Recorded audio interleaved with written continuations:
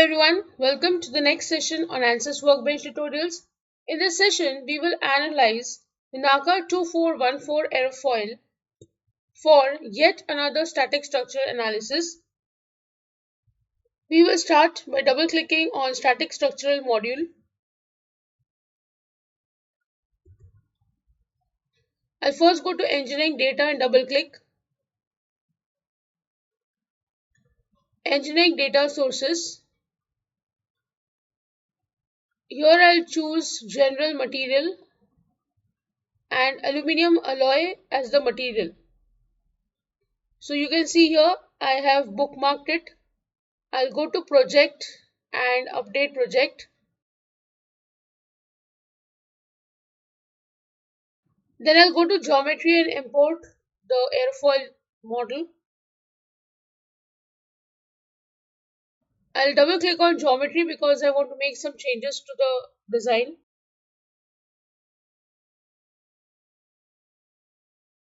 I'll go to extrude and here I want to change the wingspan to 500 mm. Direction I'll choose as normal. I'll click on generate. I'll go to this 3-part 3 bodies. I don't need the line body. So I'll suppress the body. I'll go to surface body and right click. This also I'll suppress. And now this is what I want, the solid body only. So I can close the geometry.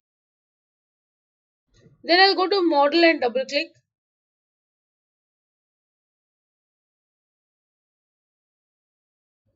Here I'll go to geometry. I'll select the solid.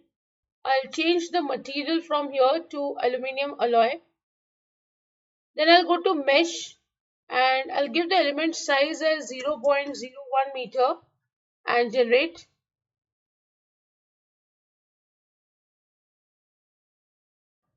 I'll change this unit to meter and I'll give this value as 0.01 meter and generate.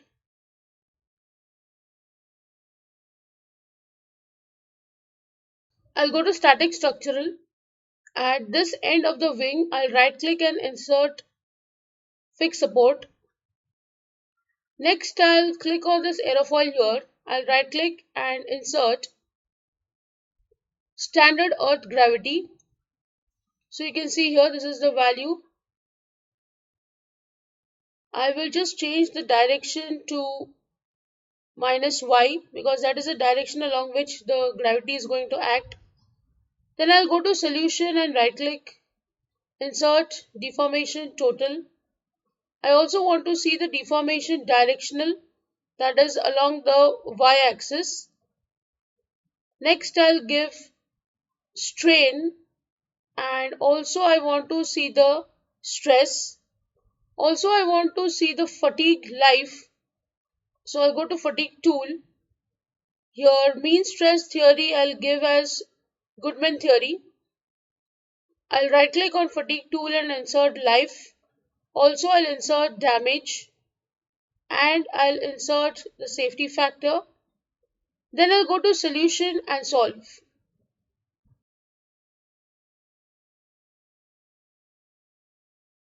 So now let's see the total deformation.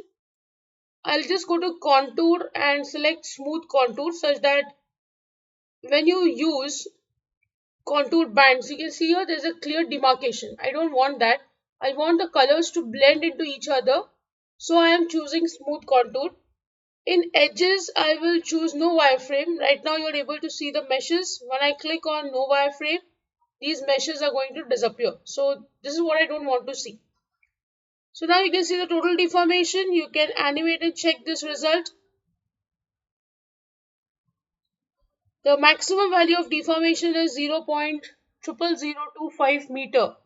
Now if you want, you can see this in mm. 0.25 mm. It's a very small value.